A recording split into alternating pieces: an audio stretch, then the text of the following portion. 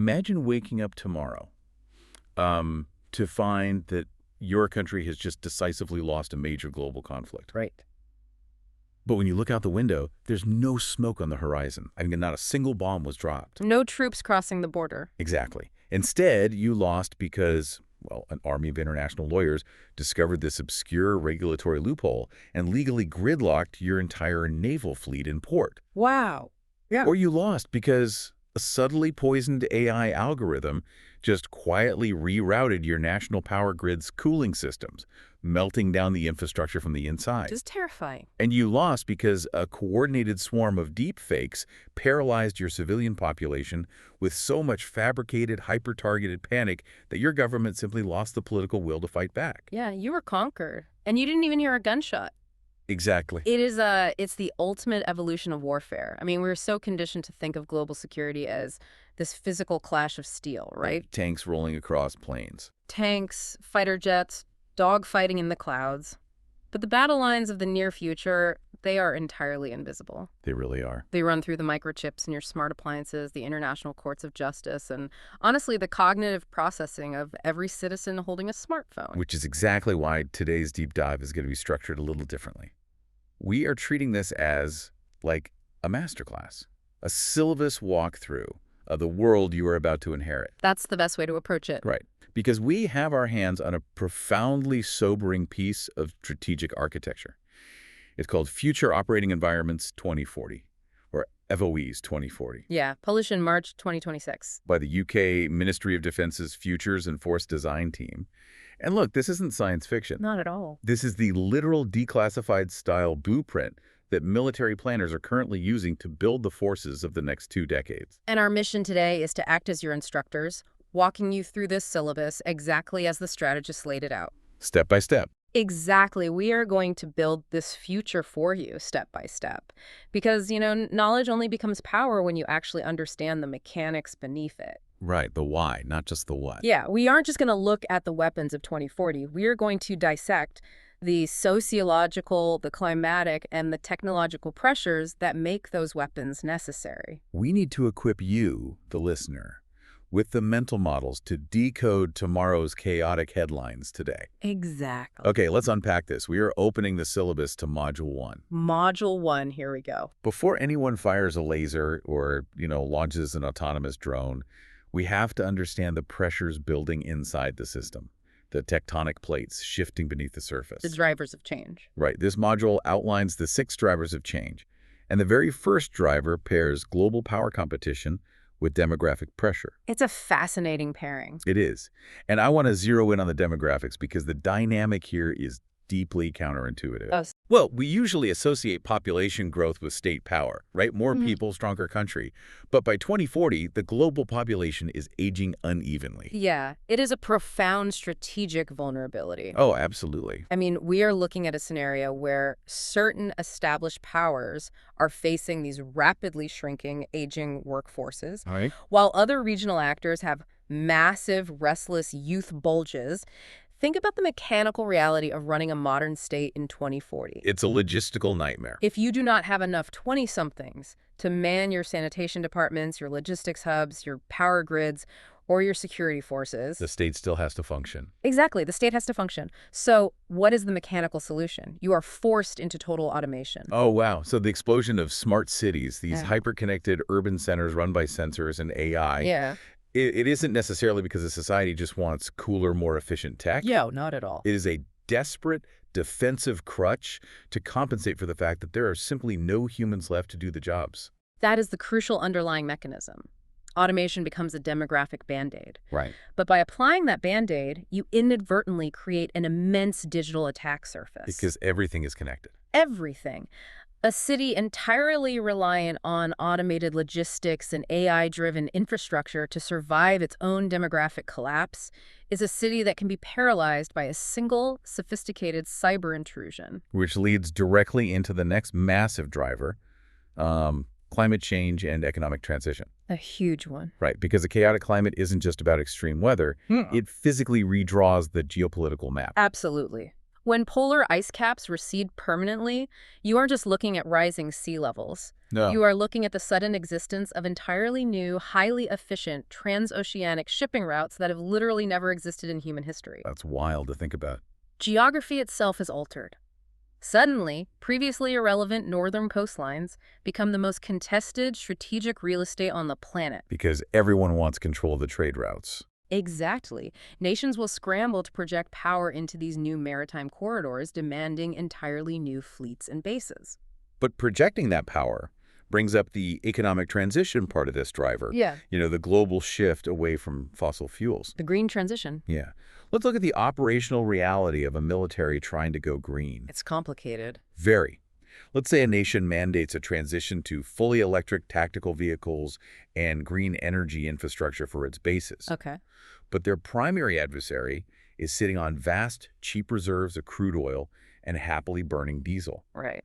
The logistical nightmare of trying to charge an entire mechanized division's electric batteries in the middle of a contested, austere battlefield. While your enemy just rolls in fuel trucks. Yeah.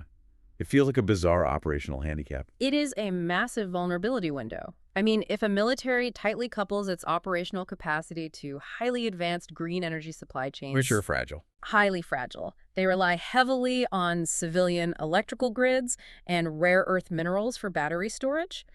So they introduce new choke points. Oh, yeah.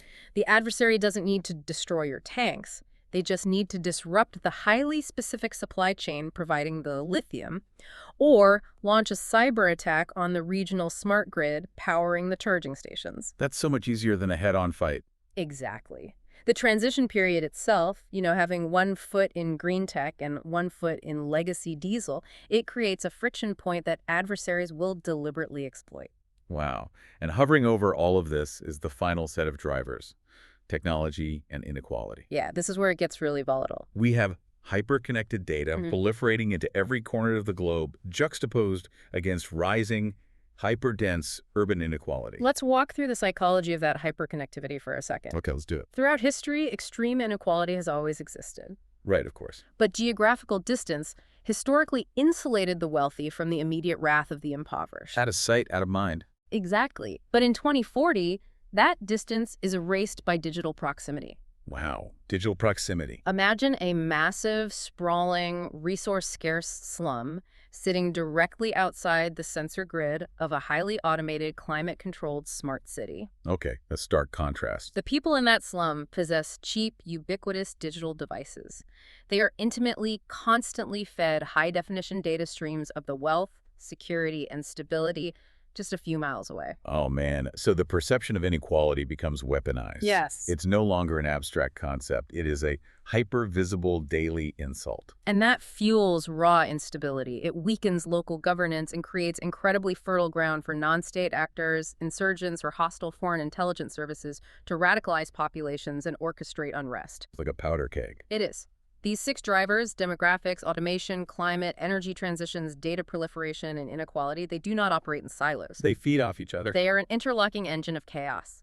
A localized drought accelerates migration, which stresses the automated infrastructure of a neighboring megacity, Which hypercharges visible inequality. which triggers political collapse, which pulls in competing global powers. The baseline operating environment is a perpetual, overlapping polycrisis. The pressure cooker is whistling. It really is. So let's move to Module 2 of our syllabus, the cast of characters, the actors. Right, who's actually on the board? We know the systemic pressures, but who is actually navigating this environment?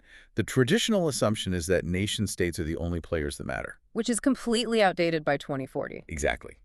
The strategic forecast here fundamentally dismantles that idea. Let's start with the big legacy states, though, because their postures are shifting dramatically. Right. For the United States, the projection is a forced reorientation. A pivot. A major pivot. The sheer cost and complexity of the 2040 environment mean the era of acting as the ubiquitous global policeman is unsustainable. They just can't afford it. No. The strategic focus narrows intensely toward the Indo-Pacific, specifically reinforcing the first island chain, and pivoting heavily toward mainland, homeland defense. Okay, this implies a significant shift in global burden sharing, Massive. meaning traditional allies in Europe or the Middle East are suddenly going to find themselves staring down the barrel of regional threats without the guaranteed immediate umbrella of overwhelming U.S. military intervention. Right. They are going to have to heavily militarize and fend for themselves. Because simultaneously, you have China executing a rapid, comprehensive modernization. Yes, and they are not merely aiming for parity. No. They are aggressively pursuing absolute technological overmatch, Wow. particularly in space architecture, artificial intelligence, and a massive expansion of their nuclear deterrent. Their goal is to project uncontested power to protect their sprawling global economic interests. And where does that leave Russia in this 2040 calculus? The forecast for Russia is grim but highly dangerous. High dangerous. It's a picture of extreme wartime overstretch, a nation desperate to assert great power status but fundamentally hollowed out by demographic collapse and severe economic stagnation. Like a cornered animal. Exactly. The strategic danger here is that a declining power often takes catastrophic risks to avoid irrelevance. The most likely trajectory is Russia becoming a highly militarized but economically subservient resource vassal to China. Which introduces India as the massive swing vote. India is crucial. If India truly abandons its historical doctrine of non-alignment and fully leverages its colossal demographic and geographic advantages, it has the sheer mass to dictate the balance of power in Asia. Without a doubt. But as fascinating as state politics are, Module 2 takes a sharp, hard turn away from traditional capitals. Yeah, this is where it gets weird. We enter the realm of the non-state. And this is where the syllabus genuinely reads like a dystopian thriller. It really does. Let's talk about multinational corporations. By 2040, the term corporation is almost inadequate. Right. The economic turnover of these tech conglomerates dwarfs the GDP of most nation-states. Which is hard to even fathom. But it's not just about money. It's about monopoly over the fundamental architecture of reality. Okay, explain that. The research and development costs for quantum computing, advanced AI, or massive orbital satellite constellations are so astronomically high that only a handful of private, profit-driven entities can afford to build them. Which introduces this terrifying concept the strategists call pay-to-play military models. Yes. Let's drill down into how that actually functions.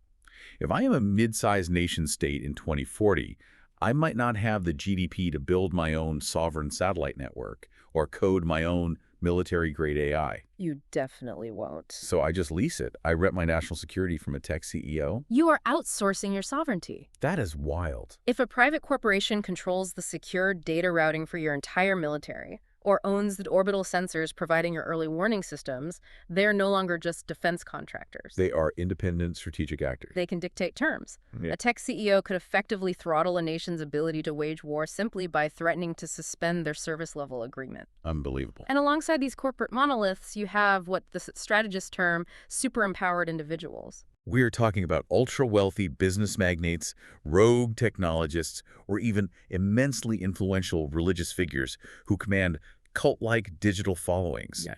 A single human being with enough capital to deploy their own localized drone swarms, or enough digital influence to crash a sovereign currency with a single broadcast. Their individual leverage can completely bypass traditional state diplomacy.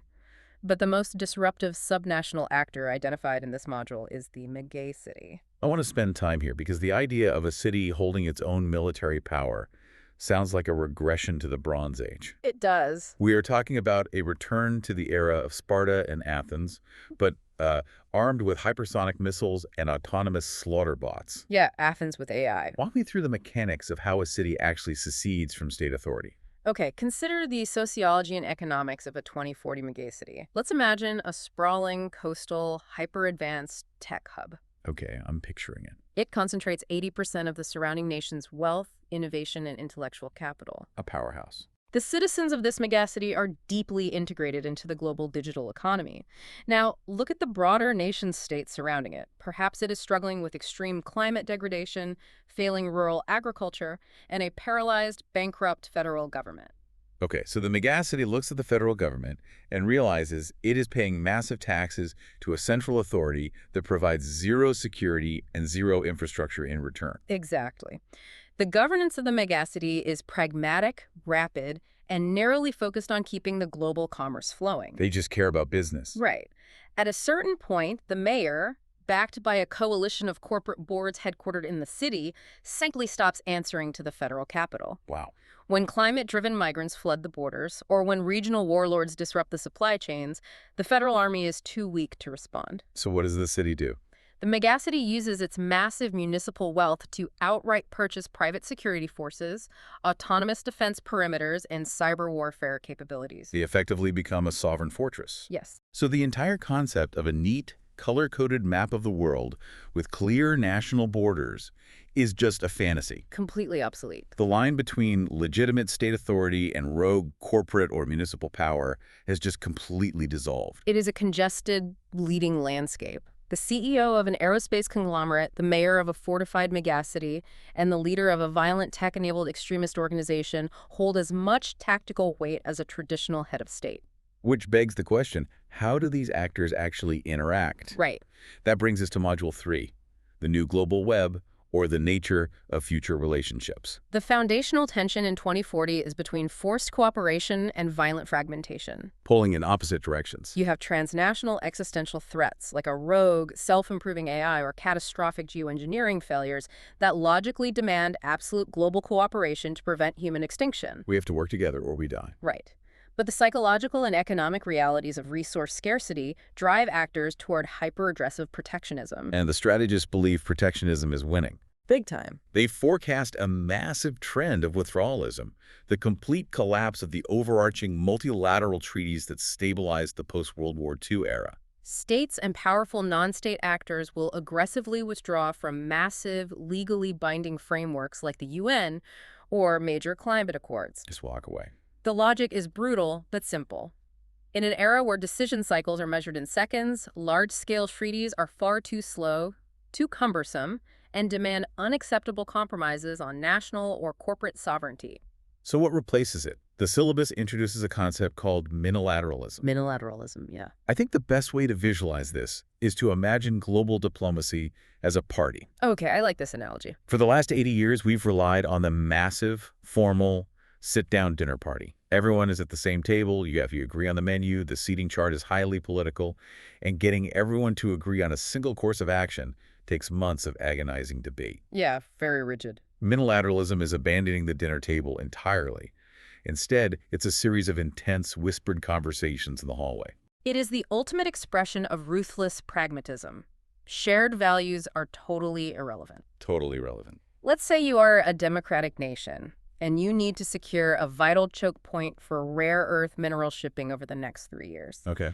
You don't try to form a massive 30-nation democratic alliance. Silo. Instead, you walk into the hallway and form a temporary bilateral coalition with an authoritarian regime and a ruthless multinational shipping corporation, simply because your immediate interests align perfectly for that specific issue. You form the coalition, you secure the shipping lane, the 3 years expire, and you dissolve the partnership. Exactly. You might even be at war with that same authoritarian regime in a different theater a week later. It is highly fluid, issue-centric, and entirely devoid of moral architecture, which forces a profound reckoning for legacy alliances. NATO must be terrified. Think about the mechanical structure of an alliance design in the 20th century.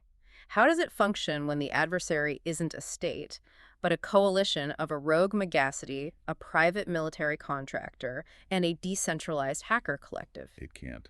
The bureaucracy alone would paralyze it. The strategist suggests that the constant state of overlapping polycrises will force the birth of a completely novel kind of multilateralism. Like what? We will see the rise of hybrid treaties, alliances that officially legally integrate nation-states with corporate monopolies and autonomous municipal zones. To survive in 2040, a defense organization must possess the agility to construct and dismantle these fluid, bizarre partnerships in real time. Okay, we have our pressures, our actors, and our weird temporary hallway alliances. Let's crack open Module 4. Moving on. We're shifting from geopolitical theory into the physical dirt and code of the battlefield, the characteristics of the operating environment. When violence actually erupts in 2040, what is its DNA? The most glaring characteristic is the complete, terrifying death of the away game. Explain the mechanics of that. What do you mean by the away game? For generations, powerful nations viewed war as an export. The military deploys overseas to a designated theater of operations, while the homeland remains a sanctuary. Like watching it on TV. Exactly. Yeah. Civilians watch the conflict on screens, insulated from the tactile consequences. In 2040, the homeland is the primary front line. Because the weapons aren't just kinetic anymore. Exactly. Adversaries know they cannot defeat a massive military in a head-to-head conventional fight overseas, so they bypass the military entirely. They go around them. They strike the soft underbelly of the homeland. They target the civilian logistical chains, the financial sectors, the electromagnetic spectrum, and the domestic information environment. Wow. The line separating peace, competition, crisis, and open conflict vanishes entirely.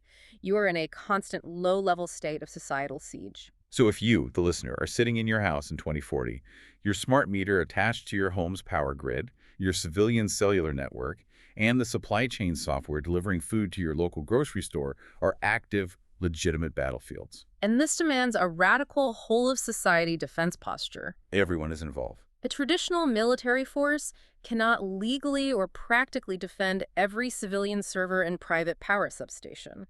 The civilian sector, corporations, local governments, everyday citizens, they must be inherently resilient and integrated into national defense. And when those traditional military forces are deployed, the syllabus paints a picture of hyper-dispersion.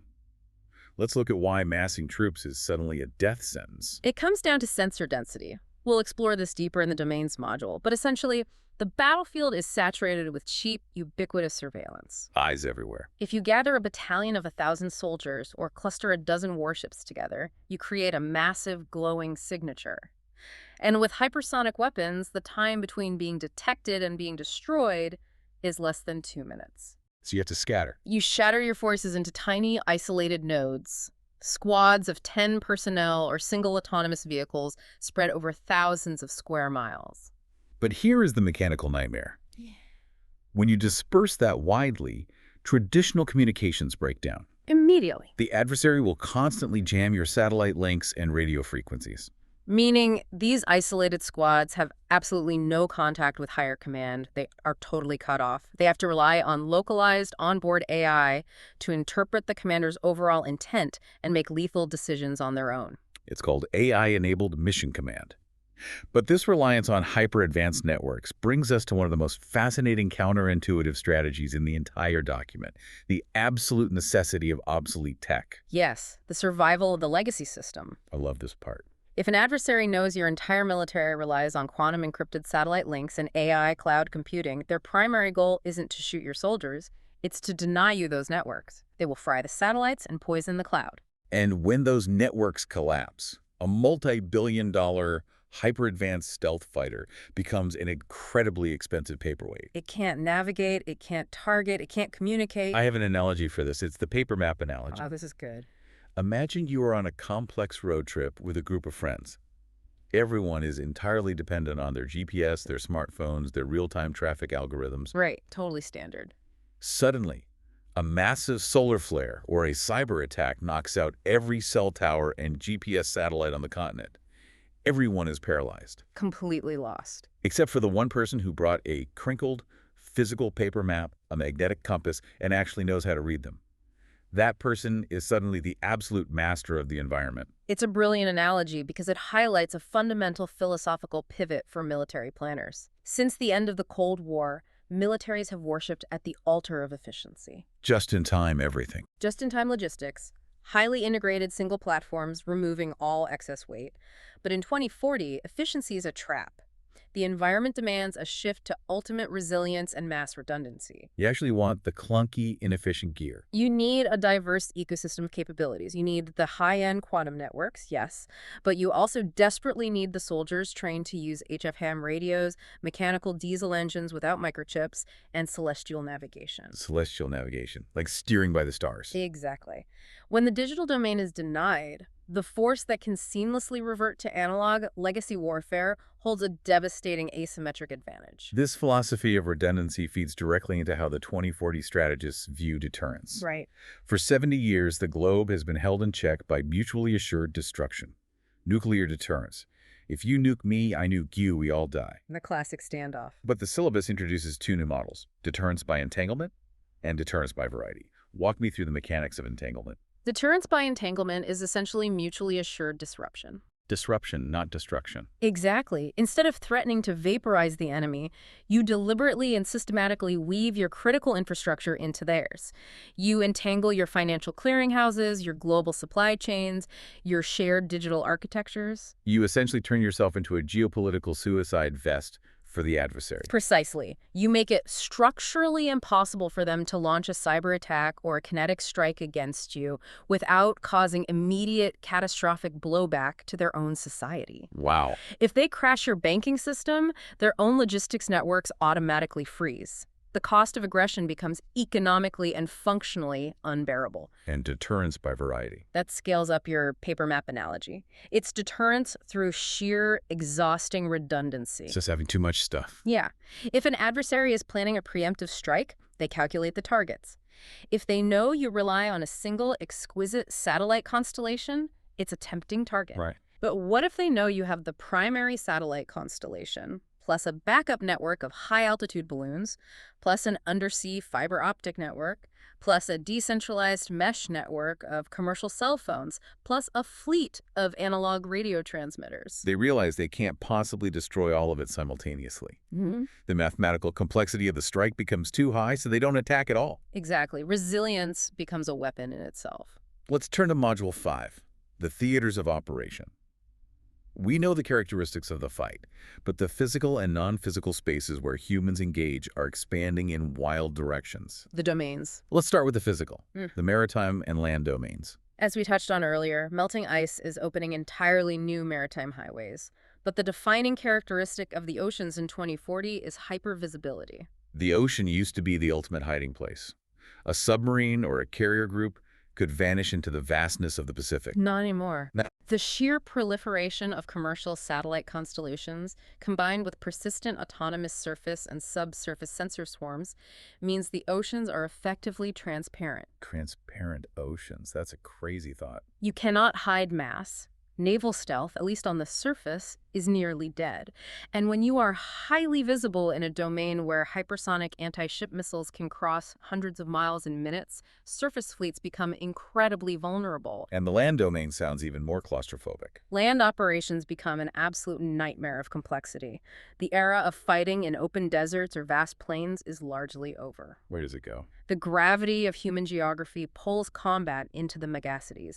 And as we discussed, these aren't uniform environments. You are fighting street by street in a landscape that violently juxtaposes a hyper-advanced, sensor-laden financial district right alongside a massive, unmapped, sprawling slum. And because of that hypervisibility from satellites and drones, the surface of the Earth is basically a kill zone. So where do armies go? They go down. Underground. Yeah. The syllabus predicts a massive return to subterranean warfare. But not just rudimentary tunnels. We are talking about militaries utilizing advanced commercial mining technology to construct massive, fortified underground logistical hubs and transit corridors. The Earth itself becomes the only viable armor against the sensors. Mole warfare. Okay, moving up to air and space. The airspace will be intentionally aggressively congested. An adversary won't just launch military fighters. They will flood the airspace with millions of cheap, autonomous, dual-use commercial drones. Just to create noise. The goal is to create so much clutter and noise in the airspace that distinguishing a lethal threat from a delivery drone is impossible, effectively denying the air domain through sheer volume. In space.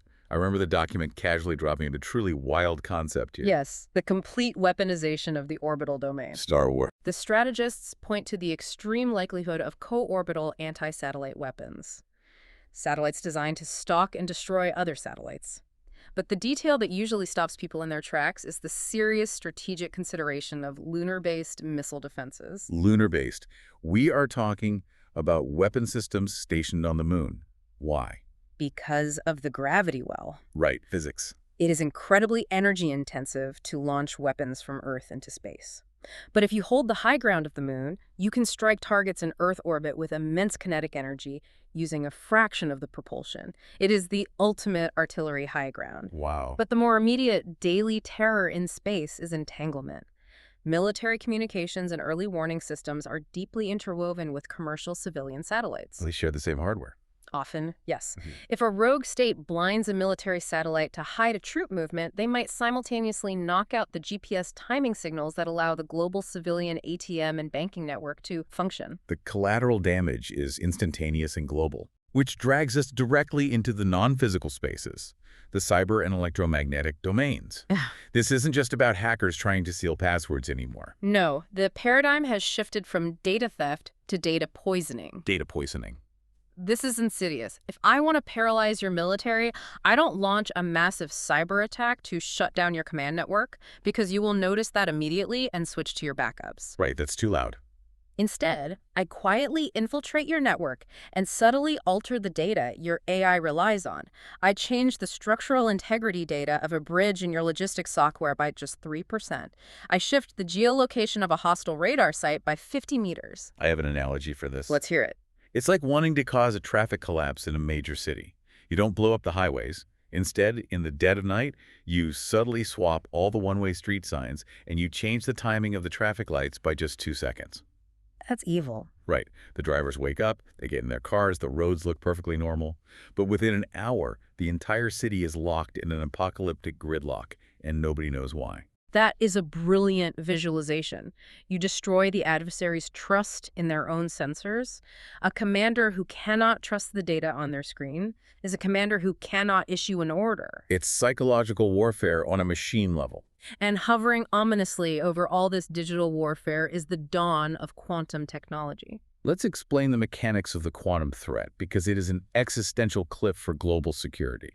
Currently, nearly all secure global communications, military orders, banking transactions, diplomatic cables, they're protected by RSA public key encryption. Standard encryption. Traditional supercomputers would take millions of years to crack these mathematical puzzles.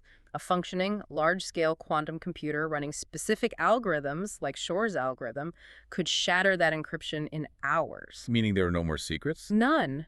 But the true terror is retrospective. What does that mean? Adversaries are currently vacuuming up and storing exabytes of encrypted data today, communications they cannot currently read. They are simply storing it, waiting for the day they bring a quantum computer online. A ticking time bomb. The moment they do, decades of classified military deployments, intelligence agent identities, and strategic plans are instantly exposed. It strips the armor off the entire security apparatus. Which brings us to the two domains that I found the most deeply unsettling in the entire syllabus, the cognitive and the law. Let's start with the cognitive domain, the human mind as a geographic battlefield. In 2040, the objective of cognitive warfare is not persuasion. It's not propaganda. No, it is not trying to convince the enemy population that your ideology is better. The objective is the total annihilation of objective truth. Just chaos. Adversaries will deploy hyper-personalized algorithms, synthetic media, and undetectable deepfakes to flood the societal zone with contradictory realities. The goal is to induce a state of mass cognitive exhaustion. Exactly. If citizens cannot agree on basic, verifiable facts, if they don't know if a video of their leader declaring war is real or an AI generation, societal trust evaporates. They just give up. A population paralyzed by epistemological doubt will never unify to support a sustained national defense effort. You dissolve the adversary's society from the inside out. And then there is lawfare. Hmm. The use of the legal landscape as a kinetic weapon. We touched on this in our opening scenario. Adversaries will weaponize international law, regulatory frameworks, and environmental treaties to physically constrain military action. Walk me through a mechanical example of this. How do lawyers defeat a navy? Let's say a hostile state wants to prevent a U.S. carrier strike group from moving through a contested strait. They don't launch anti-ship missiles. What do? Instead, they deploy an army of state-sponsored legal entities. They suddenly file thousands of environmental injunctions in international courts, claiming the carrier's nuclear propulsion systems violate newly drafted minilateral ecological treaties. Wow. Simultaneously, they flood the legal system with gigabytes of deep-faked synthetic evidence showing the strike group committing human rights violations during its last deployment. The international courts are completely overwhelmed. The courts issue emergency injunctions. The host nations where the carrier group needs to resupply suddenly deny port access due to the legal ambiguity. The fleet commander is physically capable of sailing. But politically and legally, the fleet is anchored to the seabed. Tactical surprise in 2040 doesn't come from troops sneaking through a forest. It comes from a sudden, weaponized avalanche of legal subpoenas and digital injunctions. We are over halfway through the masterclass. Deep breath. Module 6. The Nexus. Technology convergence. This is where it all comes together. The syllabus makes a terrifying point here. None of these domains, air, sea, cyber, law, cognitive, they don't stay in their lanes. They violently crash into each other. The defining metric of this convergence is speed. The compound effects of integrating biological sensors, digital AI, and physical autonomous weapons reduce the decision cycle of warfare from days or hours down to literally seconds. And that speed breeds what the strategists call technological ambiguity. This is the mechanic that genuinely gave me a cold sweat, because in a hyper-connected world, every piece of technology is dual use. Let's run a scenario. Please. You are a commander tasked with defending a critical coastal megacity. Your sensors detect a massive swarm of 10,000 autonomous aerial drones approaching rapidly from over the horizon. Okay, my heart is pounding. In 2040, the physical architecture of a commercial logistics drone delivering packages and a loitering munition designed to detonate on impact are essentially identical. So you are staring at a screen, and you have absolutely no way to distinguish if this is Amazon Prime delivering millions of daily goods to the civilian population or a hostile nation-state launching a decapitation strike. You cannot distinguish intent. And because the swarm is moving at hundreds of miles an hour, you do not have time to call the CEO of the logistics company to verify the flight plan. You have perhaps 12 seconds to make a decision. 12 seconds. If you shoot down a legitimate civilian logistics fleet, you trigger a massive international incident, destroy billions in commerce, and cause panic. If you hesitate for 8 seconds, assuming it's commerce, and it is actually a strike swarm, your city is reduced to ash. The ambiguity forces a hair-trigger escalation. So if this is the reality, how does a military actually build a force to survive this? You can't just build a slightly faster jet. You have to fundamentally abandon platform-centric warfare. For decades, militaries obsessed over building the ultimate platform, the most invisible stealth bomber, the most heavily armored tank. Right. The 2040 syllabus demands a pivot to architecture-centric warfare. Success is no longer determined by the quality of a single weapon, but by the modularity, digital resilience, and seamless communication of your entire network. I want to refine an analogy for this.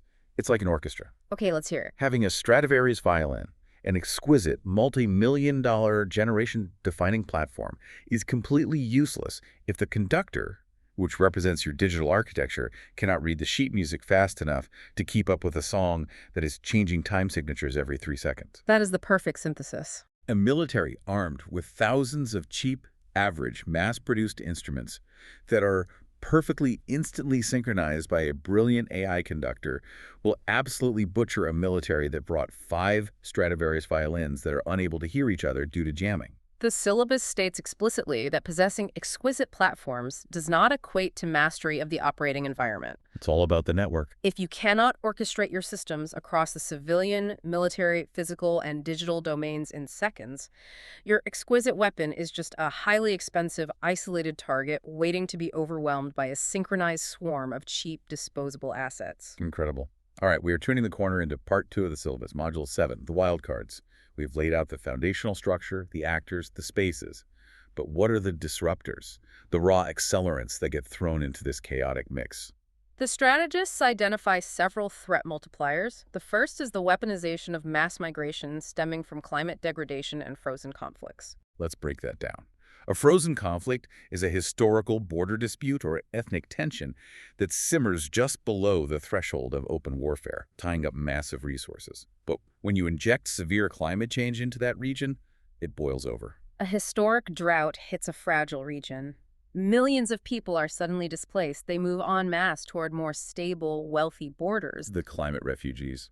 This isn't just a humanitarian crisis. It is a profound strategic weapon. Hostile actors will deliberately herd these migrations toward adversaries to deliberately overwhelm their social cohesion and border infrastructure. Using people as a weapon. Militaries will be forced to pivot away from warfighting and deploy as armed border guards and humanitarian logistics forces just to prevent the collapse of the state. The next wild card is critical resources. And we aren't talking about securing oil fields in the Middle East anymore. The currency of 2040 is rare earth elements and critical minerals. Lithium, cobalt, neodymium. These are the foundational building blocks for everything from autonomous drone batteries to quantum computer processors. And who controls them? The strategic nightmare outlined in the syllabus is China's near monopoly, not just on mining, but on the hyper-complex refining and processing of these minerals. It is the ultimate geopolitical chokehold. It really is. If a conflict breaks out, they don't need to bomb the factories building your advanced AI drones. They simply embargo the refined neodymium. The supply chain instantly seizes, and your factories stop functioning. It is a bloodless strangulation of the adversary's industrial base. But the wild card that truly pushes the boundaries of international law is geoengineering. I had to read this section of the syllabus 3 times because the implications are so staggering. We are talking about nation-states unilaterally deploying technology to actively alter the Earth's climate system to their advantage. Imagine a nation facing catastrophic crop failures due to rising temperatures. In an act of desperation, they deploy fleets of high-altitude aircraft to spray aerosols into the stratosphere, artificially reflecting sunlight to cool their regional climate. Okay, sounds like a solution. Or they deploy massive cloud seeding operations to forcefully induce rainfall over their agricultural heartland. But the atmosphere doesn't respect national borders. Exactly. Let's say my neighboring country seeds the clouds and it successfully saves their harvest. But by manipulating the atmospheric pressure, they inadvertently redirect the monsoon system, causing a biblical devastating drought on my side of the border. Millions of my people are starving. And here is the terrifying legal void. Is that an act of war? They didn't invade me, they didn't drop a bomb, but they destroyed my country's ability to feed itself. The transboundary nature of climate modification shatters traditional definitions of sovereignty and aggression. We have absolutely no robust international governance frameworks, no treaties, and no precedents to manage this. Not at all. If your people are starving because of a neighbor's atmospheric manipulation, you will retaliate. And because you cannot retaliate via climate, you will retaliate kinetically. You will launch missiles at their cloud seeding facilities. Geoengineering is virtually guaranteed to trigger hot wars. And the final disruptor in this module is the democratization of intelligence. Historically, the collection and analysis of strategic intelligence was a monopoly held by massive state-funded agencies. The CIA, MI6. Right, James Bond stuff. In 2040, the proliferation of cheap commercial synthetic aperture radar satellites, billions of connected IoT sensors, and open-source data scraping means that a passionate group of civilian analysts with laptops can often track troop movements faster and more accurately than a government bureaucracy.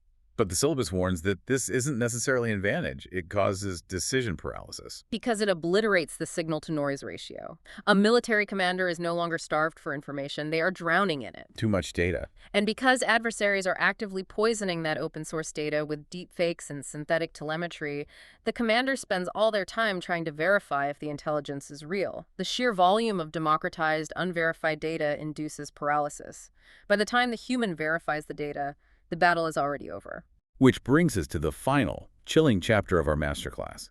Module 8, The Arsenal of Tomorrow. Novel Capabilities. To manage all these disruptors, actors are going to deploy entirely new classes of physical and digital weaponry. The actual gear. Let's look at the actual gear of 2040. We have to start with the apex predator, artificial intelligence. We've touched on it, but the syllabus details the terrifying evolution of autonomy in the kill chain. It traces a highly specific trajectory. We began with human in the loop. A machine detects a target, recommends an action, but a human operator must physically press the button to authorize lethal force. That's where we're mostly at now. We are currently transitioning to human on the loop. The machine detects, targets, and engages autonomously, while the human acts as a supervisor with a veto button, trying to monitor the system's actions. But by 2040, the syllabus projects we will reach human out of the loop. It is functionally inevitable because of the speed of the weapons we've discussed. When a hypersonic missile is traveling at Mach 8, human biology is simply too slow to perceive the threat, analyze the trajectory, and authorize a defense in time. You have to hand it over. You must hand the keys entirely over to the AI. The machine detects, decides, and kills completely independently. And you pair that localized AI autonomy with autonomous swarms and supercavitation. Let's talk about the physics of supercavitation because it breaks the fundamental rules of naval warfare. Water is incredibly dense. It causes massive drag, which is why submarines and torpedoes are relatively slow compared to aircraft. Right. Supercavitating weapons solve this by ejecting gas from the nose of the projectile, creating a localized bubble of vapor that completely envelops the weapon. The weapon isn't traveling through water, it is effectively flying through a pocket of gas underwater. Removing the friction. Exactly. This allows underwater projectiles to travel at hundreds of miles per hour. They are so incredibly fast that they cannot turn easily, but they don't need to. The sheer kinetic speed means that from the moment the sonar detects the launch, the target vessel has essentially zero reaction time to deploy countermeasures or evade. It erases the concept of evasion from naval tactics. Moving from the water to the spectrum, we have directed energy and bioengineering. Directed energy weapons, high-powered lasers and microwaves shift the logistical paradigm. A traditional missile defense system can run out of interceptor missiles. A laser provides essentially infinite ammunition, assuming you can keep the generator running. Unlimited ammo. It engages targets at the speed of light, making it the only viable defense against massive drone swarms. And engineering biology. This feels like the edge of sci-fi. It is rapidly becoming reality. We are looking at the fusion of synthetic biology and material science, developing corrosion-resistant armor grown organically rather than forged, integrating bio-enabled sensors that utilize actual biological neural tissues for hypersensitive chemical detection. Wow. And inevitably, human-machine teaming, enhancing the physical and cognitive limits of the human operator through neuroprosthetics or chemical enhancement, just to help them survive the psychological and physical stress of an environment moving at machine speed. I have to Well, pause here. I need to go back to the human out-of-the-loop AI point. Hmm. Because when you combine that with hypersonics and supercavitation, Sure. this is the crux of the terror for me. Let's run the ultimate scenario. Okay. If I am deploying a hyper-advanced autonomous AI system to defend my airspace from incoming hypersonics, and you are deploying a hyper-advanced autonomous AI system to manage your deterrence patrols, humans are entirely out of the loop because our brains are a biological bottleneck. Mm-hmm. Aren't we as a species just reduced to being spectators? Yes. Aren't we just watching a machine-speed chess match, terrified that two algorithms might misinterpret a line of code or a sensor ping and accidentally trigger a global cascading nuclear exchange before a human leader is even aware a crisis has begun? The syllabus gravely validates that exact fear. It is the defining existential terror of the 2040 environment. It is called flash war. Flash war. We have built machines that outpace our own capacity to de-escalate. The time required for diplomacy for a leader to pick up a red phone and say, wait, this is a misunderstanding, stand down, is vastly longer than the time it takes for autonomous systems to mutually escalate to total destruction. The systems could theoretically fight and conclude a war before the human commanders have finished pouring their morning coffee. That is deeply, profoundly sobering. All right. We have reached the end of the syllabus. We have walked through the entire architecture. Let's close out this masterclass by summarizing the final assessments from the UK Ministry of Defense. The strategists distill all this complexity into a series of bets. They divide them into good bets, the realities that are virtually guaranteed to manifest regardless of how geopolitics shake out, and high-impact, low-probability bets, the extreme tail risks that could alter the trajectory of the human species. The good bets act as a grim summary of everything we've dissected. They bet heavily on a chronically congested, hypervisible operating environment, the absolute blurring of homelands and front lines, Yes. the chaotic democratization of intelligence paralyzing command, and a state of constant ambiguous technological arms racing where peace never truly exists. And the high-impact, low-probability bets are the wild cards that keep strategists awake at night. The transition from narrow AI to artificial superintelligence, where the machine doesn't just execute orders, but fundamentally redefines strategy beyond human comprehension. So you got The realization of megacities officially seceding to become independent sovereign nuclear powers, or the outbreak of a generalized full-scale kinetic war in orbital space, destroying the satellite belts and plunging the globe into a dark age of severed communications. Which brings us to the end of our deep dive. You, the listener, have completed the masterclass. But I want to leave you with one final thought to process. Something that wasn't explicitly written in the syllabus, but echoes through every single module we just discussed. We've spent the last hour meticulously detailing how hypersonic speeds, shifting climates, and autonomous algorithms will redefine state power. We've talked about global alliances fracturing and the death of the away game. But consider the ultimate psychological consequence of deterrence by entanglement. Consider a world where the concept of a civilian no longer exists. Right. If a hostile algorithm targets the cooling system of your smart fridge as part of a distributed attack on your nation's power grid, if your daily social media feed is an active, poisoned battle space designed to exhaust your cognitive reasoning, Yes. if the supply chain delivering medicine to your local pharmacy is a strategic choke point held hostage by a rogue megacity. The battlefield is no longer a place you send soldiers. The battlefield is the infrastructure of your daily existence. The military cannot shield you from this, because the attack surface is your life. So the ultimate question isn't whether your government's military is prepared for the sheer terror of 2040. The question is, are you? What happens to the human mind when it is forced to live in a perpetual, invisible war zone?